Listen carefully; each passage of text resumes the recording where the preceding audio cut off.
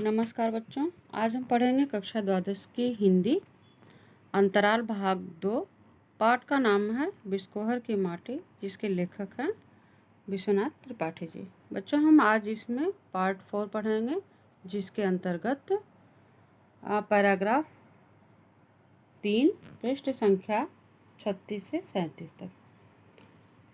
फूलों की बात हो रही थी, खूब खूब खिले, यहाँ तक पे यह आधारित है।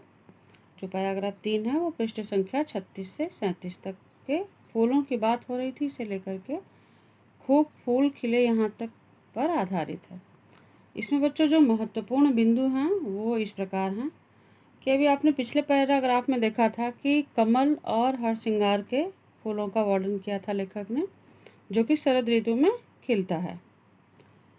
अब यहाँ पर इस पैराग्राफ में कमल और हरसिंगार के फूलों के अलावा और भी फूलों का वर्णन लेखक ने किया है, जैसे लौकी, भिंडी, तोरी, कदम्ब, बैगन, काशी फल, शरीफा, आम के बौर, बेल, जो बेल फल होता है जिसका हम शरबत पीते हैं उसका, इन सब का फूल भी जो है वो अत्यंत महत्वपूर्ण होता है और अपनी तरफ लोगों को आकर्षित करता है। तो गांव में तो चूँकि ये सब चीज़ें उगाई जाती हैं, सारी साग सब्जियां और बहुत सारे पेड़ होते हैं, बाग बगीचे होते हैं, तो ऐसा ही लेखक के गांव में भी था। कदम्ब के पेड़ का उल्लेख, जिस पर कृष्ण जी झूला झूलते थे, उसका फूलों से लद जाना। लेखक के गांव में एक कदम्ब का पेड़ है जो कि बहुत ही ज़्यादा फूलों से और फलों से लद जाता है, एकदम लबलबा जाता है, और उसका उल्लेख लेखक ने किया है। सब जानते हैं कि श्री कृष्ण भगवान जो है वो यमुना किनारे जो कदम के पेड़ थे उस पर ही वह झूला झूला करते थे, तो उसका उल्लेख इन्होंने लेखक ने अपने यहाँ के गांव में स्थित कदम के पेड़ से तुलना करते हुए किया है। तो इस तरह से जो है, जो गांव है देखेंगे तो एक तरह से ये पता चल रहा है कि गांव में बहुत ही हरियाली है और समृद्ध है एक तरह से गांव।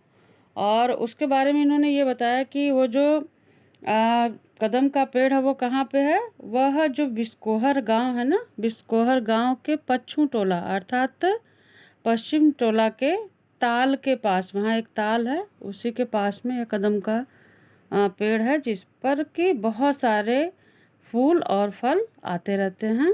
और इसकी विशेषता क्या है कि इस पे जो है भगवान श्री कृष्ण जी झूला झूलते हैं।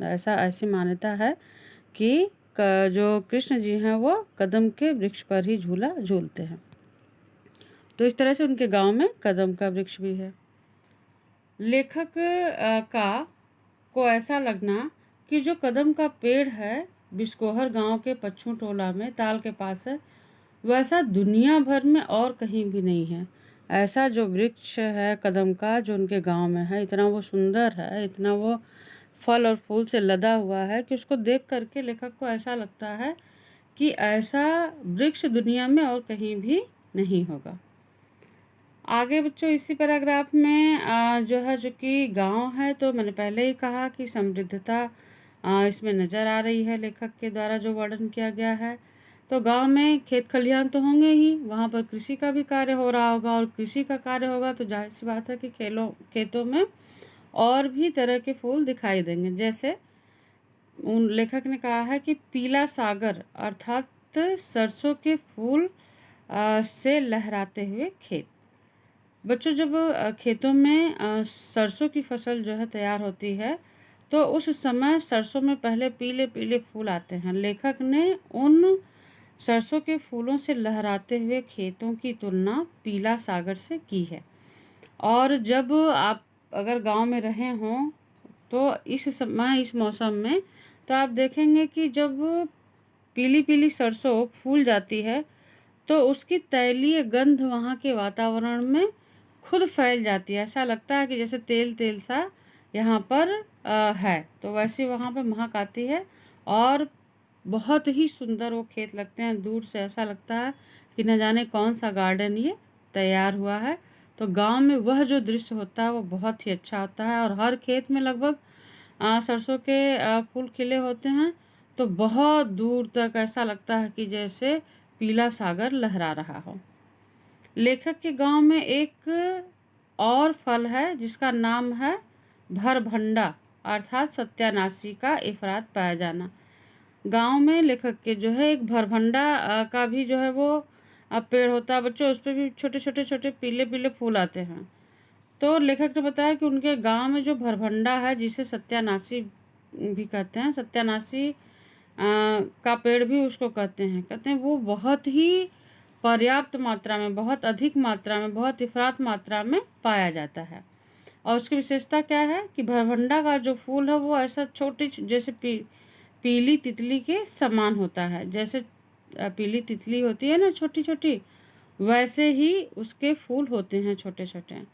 और लेखक बता रहे हैं कि आँखें आने पर, जैसे आँख आ जाती है तो लेखक की माता क्या करती थी, उसका दूध आँख में जो है वो लगाती थी। तो गांव में आप देखेंगे, मैंने पहले ही कहा था कि गांव में सीधे डॉक्टर के यहाँ ना जा कर के लोग पहले अपने कुछ जो है इस तरह के उपचार कर लेते हैं जो आयुर्वेदिक हैं, जिसकी जानकारी है लोगों को, जो कि पहले से करते आ रहे हैं। आयुर्वेद का जो चलन है वो हमारे वेदों पुराणों में है।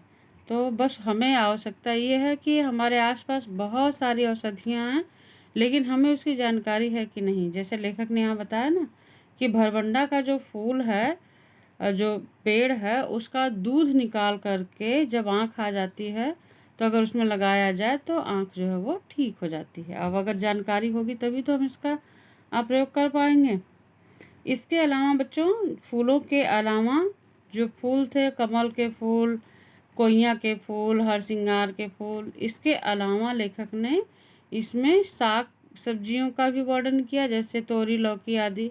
अब इसके बाद जो है वो आती है बारी फसलों की। तो फसलों में सरसों का वर्णन किया कि कैसा लगता है जब सरसों से फूले हुए खेत होते हैं, तो ऐसा लगता है जैसे पीला सागर ही उमड़ रहा है। और उसके बाद जो है जो गेहूँ और धान की जो फसल होती है, उसमें भी बच्चों फूल आते हैं। एक तरह से जो उनकी बालियाँ आती हैं, बालियों से पहले जो है वो ऐसा लगता है कि वह बिल्कुल उसमें छोटे छोटे फूल जो है वो खिले रहते हैं और उसमें फूल लगते हैं। और साथ ही जो है वो जो आम देखते हैं ना, आम पे भी फूल आते हैं। आम के जो बौर हैं वो फूल के समान ही है, और जब आम पे बौर आते हैं तो उसकी भी खुशबू चारों तरफ फैल जाती है। इसी तरह से सभी जानते हैं, सभी इसको खाते भी हैं। जैसे भुट्टे का वर्णन अगर करें तो इसके भुट्टा आपका तैयार होता है, जो इसकी फसल तैयार होती है, तो ऐसा लगता है कि जैसे जीरे की शक्ल में भुट्टे का फूल, जो भुट्टे का फूल होता है वो ऐसा लगता है जैसे जीरा है, छोटा छोटा छोटा छोटा। जिन्होंने देखी होंगी भुट्टे से पहले का उसका रूप, तो वो ऐसा लगेगा कि जैसे जीरे जैसा फूल उस पर लगा हुआ है। और धान के खेत और जो भुट्टे की गंध है, उसका वर्णन लेखक ने इस पैराग्राफ में किया है। तो बच्चों, इस तरह से जो है इसमें फूलों की दृष्टि से लेखक ने बहुत सारे फूलों का वर्णन किया है। क्योंकि जब हम फूल की बात करते हैं तो उसमें सिर्फ वही पुष्प आते हैं, लेकिन यहाँ लेखक ने जो फूलों की बात की है उसमें उन्होंने सिर्फ पुष्पों पत्रों को ही नहीं, बल्कि फल सब्जियों को और फसलों को भी उन फूलों के अंतर्गत ही रखा है। तो इस तरह से बच्चों जो है ये आपका पैराग्राफ है। और इसका वर्णन जो है नवल शुक्ल ने भी अपने कविता में किया है। उन्होंने भी कहा है जैसे कि फूल खिले खिले फूल, धान फूल, कोदो फूल। तो ये हर चीज़ के, जो भी खेती गांव में होती है, उन सब के फूल जो है वो लेखक के गांव में, जाहिर सी बात है खेती होगी तो वो निकलते होंगे फूल, और वो बहुत ही आकर्षक होते हैं, लेखक को अपनी तरफ इतना आकर्षित करते हैं कि उसे मनमोहित हुए बिना लेखक नहीं रह पाता। और कौन कौन से हैं, जैसे पहले भी मैंने बता दिया। और एक नवल शुक्ल जी की कविता है, उसमें भी उन्होंने ऐसे ही वर्णन किया है कि फूल खिले खिले फूल, धान फूल, कोदो फूल, कुटकी फूल खिले खिले फूल, गोभी फूल, परवल फूल, करेला, लौकी, खेक्सा, मिर्ची फूल खिले। तो आप देखते हैं ना कि सभी, अगर मिर्ची का भी पेड़ है, पौधा है उसका, तो उसमें भी फूल लगते हैं। गोभी का फूल है तो उसमें भी बिल्कुल छोटा सा लगेगा। परवल है तो उसमें भी, सभी का जो पहला रूप है वो पहले पुष्प ही होता है, उसी से फिर छोटे फल लगते हैं, बतिया लगती है और उसके बाद वह बड़ा फल बन जाता है। तो इस तरह से फिर फूल खिले, खिले फूल, खीरा फूल, तुरई फूल, महुआ फूल खिले, ऐसे ही हो बारिश और खूब फूल खिले। तो नवल शुक्ल ने कहा कि बारिश खूब हो और खूब इसी तरह से फूल जो है वो खिलते रहें। इसी तरह से बच्चों इस पे जो है आगे मैंने ये आपके सामने चित्र रखा है फूलों का थोड़े थोड़े, जैसे आप देख रहे हैं यहाँ पर कि भिंडी का ये है पेड़। अब देखो भिंडी के जो फूल हैं वो कैसे हैं, हल्के पीले रंग के हैं और अंदर भी कितना अच्छा सा प्रकृति द्वारा दिया गया ये रंग है, कितना सुंदर लग रहा है। ऐसे ही आप देखिए बगल में जो सीताफल है उसका पुष्प है पीले रंग का, ऐसे ही तोरी का भी पुष्प है पीले रंग का। तो ये पुष्प हैं और अब आप देख रहे हैं कि कितना सुंदर इसमें चित्र में ही यह लग रहे हैं। तो गांव में जब बहुत सारे जगह पे इस तरह के पेड़ पौधे होंगे तो वो गांव और कितना सुंदर लग रहा होगा, उसका वर्णन जो है वो लेखक ने किया है। अब आप देखो बच्चों यहाँ पे बैगन है, बैगन में इस तरह के फूल लगते हैं।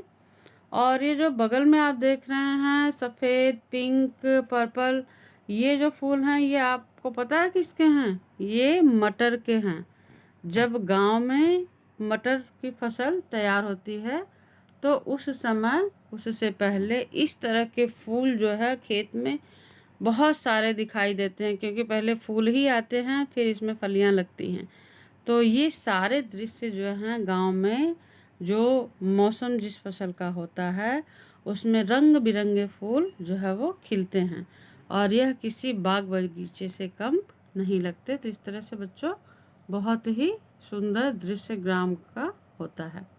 इसी पे आधारित छोटे छोटे प्रश्न हैं कि लेखक ने कमल एवं हरसिंगार के फूलों के अलावा और किन किन का उल्लेख किया है, ये मैंने आपको अभी अभी बता दिया। भरभंडा को और किस नाम से जानते हैं, इसकी क्या विशेषता है, तो बताया मैंने कि भरभंडा को सत्यानाशी नाम से भी जानते हैं और इसकी ये विशेषता है कि जब आँख आ जाती है तो इसका दूध निकाल करके आँखों में लगाया जाता है।